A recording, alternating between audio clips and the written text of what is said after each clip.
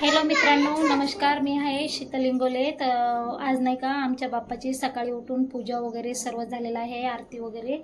बघा आमचे बाप्पा तुम्हाला कसे दिसत आहेत मी दाखवते. हे बघून घ्या, आमचे बाप्पा किती भारी दिसत आहेत. बाप्पाची मूर्ती बघा किती छान आहे, मस्त पूजा वगैरे झालेली आहे.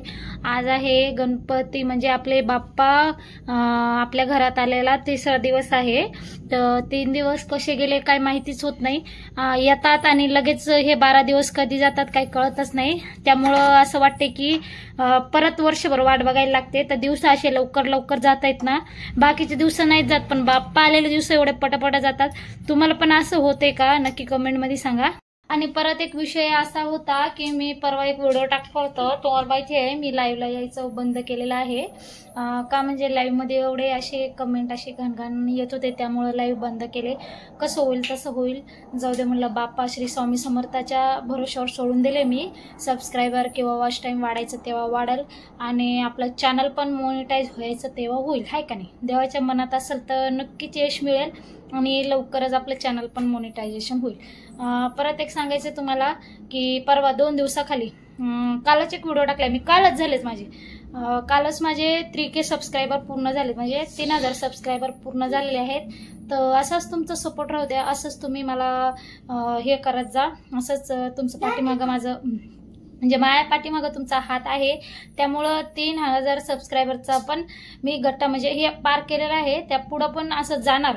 पण एवढंच असतं की माणसाला छोट्या छोट्या खुशीमध्ये, छोट्या आनंदामध्येच शोधायचं असते काय असते ते, हाय का नाही?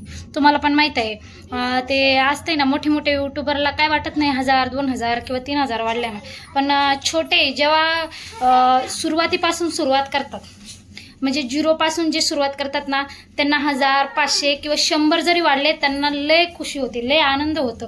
तसंच माझं पण आहे. माझं एवढं काही 100 सबस्क्रायबर 1 दिवसात 2 दिवसात 3 दिवसात असे काय वाढत नाही. तर त्या 100 सबस्क्रायबरला 4 ते 5 दिवस लागतात, एवढा टाइम लागते. पण होणार, होत पण होणार. आपलं पण दिवस येणार, चांगले दिवस पण येतील, वाईट दिवस पण जातील, हाय का नाही? आत्ता पण तेवढे वाईट दिवस नाही, तर देवाच्या कृपेनं चांगलंच आहे. खाणं पिणं एन्जॉय सगळंच आहे आपल्या जीवनामध्ये. पण एवढंच माझं गोल आहे की मी पण यूट्यूबवर यावं, काहीतरी करावं, असं माझं. का म्हणजे तुम्हाला तर माहिती आहे माझे मिस्टर रिक्षा चालवतात, हाय का नाही? मी लाईव्ह मध्ये कित्येक बार सांगलेलं आहे, ते रिक्षा चालवतात आणि मी घरी राहते. आमचं हे सिंगल रूम आहे, आम्ही इथं राहतो पुण्यामध्ये सिंगल रूम मध्ये. तर एक गोल असा आहे की ते रिक्षा आम्ही भाड्यावरची चालवतो, म्हणजे दुसऱ्याची रिक्षा आम्ही घेऊन 400 रुपये भाड्यानं चालवतो. मग ते माझं असं म्हणणं आहे की मी पण माझ्या नवऱ्यासाठी किंवा ते जेवढं करतात तेवढं आम्हाला घर खाण्यामध्ये, घर भाड्यामध्ये, ह्याच्यामध्ये खर्चामध्ये, 2 लेकरं आहे त्याच्यामध्ये आमचं सर्व काही जातं. तर महागं पडायचं म्हणजे असं काही पडत नाही. महिन्यातून 4-5 हजार. आणि त्यामध्ये पण असं असते की दवाखाना, हॉस्पिटल, लेकरं वगैरे जर बाहेर फिरायला जायचं म्हणलं, ते फिरायला आम्ही शक्यतो हेच करून टाकतो, अवॉइड करतो फिरायला. तर आम्ही जातच नाही, तुम्हाला खरं सांगणं म्हणजे आम्ही फिरायला कधीच जात नाही. आता जवळजवळ आम्हाला 7 महिने झाले आम्ही फिरायला नाही गेलो. तुम्हाला खरं वाटेल का सांगा? पुण्यामध्ये राहून रविवारी किंवा विकेंडला एखादी तरी फिरायला जातो माणूस, असे कित्येक जण आहेत. पण आम्हाला तेवढं टाइम भेटत नाही. टाइम भेटायचं नाही, टाइम भेटतो, पण कसं असते, रविवारी जर रिक्षा बंद ठेवला, रविवारी असते काय बाजार असते, मग रिक्षा बंद ठेवला तर तेवढे 400 रुपये आपल्याला घरून द्यायला लागतात. आणि उलट जाण्या येण्याचा खर्च, लेकरांचा खर्च भरपूर असे काही असतात. त्यामुळं आम्ही रविवारी जायचं कॅन्सल करून टाकत असतो, जातच नाही. हे पा माझा लल्ला, हाय का नाही? तुम्हाला माहित आहे हे लाईव्ह मध्ये लई येत असतो आणि बोलत असतो आणि व्हिडिओ पण असतात, हाय का नाही? हा, आणि एक मुलगी पण आहे. तर त्यामुळं आम्ही रविवारी जायचं कॅन्सल करतो. बघा हे लेकरू केवढा आहे, तुम्हाला वाटतं का हे लई मोठा आहे म्हणून? नाही ना. ह्या लेकराचा पण हट्ट असते जायचा, पण समजूतदारपणा घेतो आणि समजून घेतो, जाऊ दे मम्मी नाही जात म्हणतो, हाय का नाही रे? फिरायला जा वाटतं का नाही तुला? त्याला काय वाटतंय, त्याची एकच इच्छा आहे, जेव्हा मम्मीचं चॅनल मोनिटायझेशन होईल का तेव्हा मला सायकल घेऊन दे.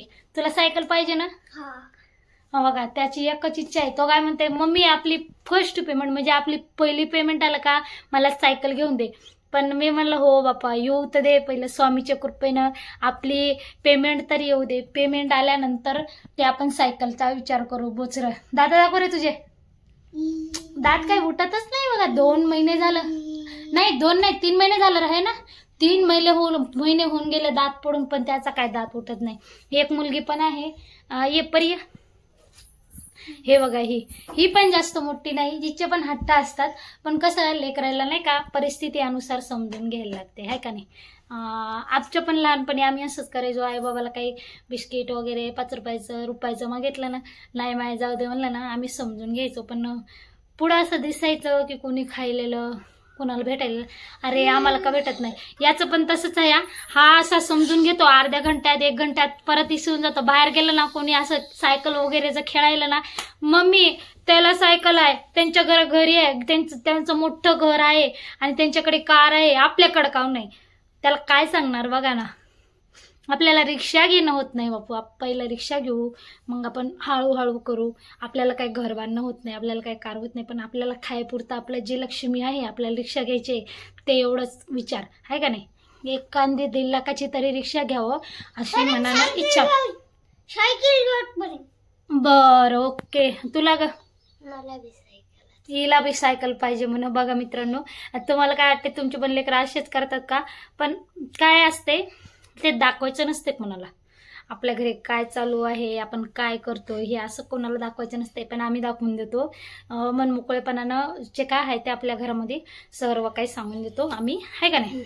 आता तुम्हाला वाटत असेल कोणी काय म्हणते, आपण भाड्याच्या घरी राहतो, आपल्याला एवढा बापा आणायची हे नाही, छोटासा आणायचा करायचा, असं काही नाही. भक्तिभावाने छोटा आणा किंवा मोठा आणा, पण आपण खायचं तर सोडत नाही ना. सोडतो का आपण, खायचं सोडत नाही. मग त्यामुळं देवाचं पण करायचं सोडायचं नाही. छोटा असो किंवा मोठा असो, केवढा पण आपल्या मनाने आपल्या भक्तिभावाने जेवढा का अन्न होईना आणायचं. वर्षातून एखादी वार देवपूजा वगैरे, म्हणजे देवाचा पण वर्षातून एखादी वार सण येतात तर करायचे. खायचं तर सोडत नाही. मग का बरं देवाला सोडायचं सांगा बरं तुम्ही. माझे विचार तुम्हाला कसे वाटतात, आहे का नाही. त्यामुळं जास्त स्पीड होत आहे का बोलणं, तर एवढंच होतं, काय नाही. पण बाकी काही नाही. सपोर्ट करा, असेच तुमचं सपोर्ट राहू द्या आमच्या मागे. आणि स्वामीचा आशीर्वाद तर आहेच, बापाचा पण आहे. बापा पण आम्हाला आशीर्वाद देतो भरभराटून. एवढंच आहे की आम्ही सुखी समाधानी आहोत. बाकी काही नाही. पैसे वगैरे येत राहते जात राहते, त्याचं काही नाही. येतील केव्हा ना केव्हा, आम्ही पण घेऊ काही ना काही. घराचं वगैरे तर काही नाही, फक्त एवढं आहे की रिक्षा वगैरे घ्यायचं, एवढंच माझी इच्छा आहे. बघू चाललंय, आहे का नाही, प्रयत्न चालू. बाय बाय, भेटूया नेक्स्ट व्हिडिओ मध्ये. तर बघत राहा आमचे. हे बघा बोचर, ही टाकली कुठे, लाईक करा, सबस्क्राईब करा. बाय. बघा असेच लाईक करत जा, सपोर्ट करत जा. ओके बाय बाय, भेटूया नेक्स्ट व्हिडिओ मध्ये.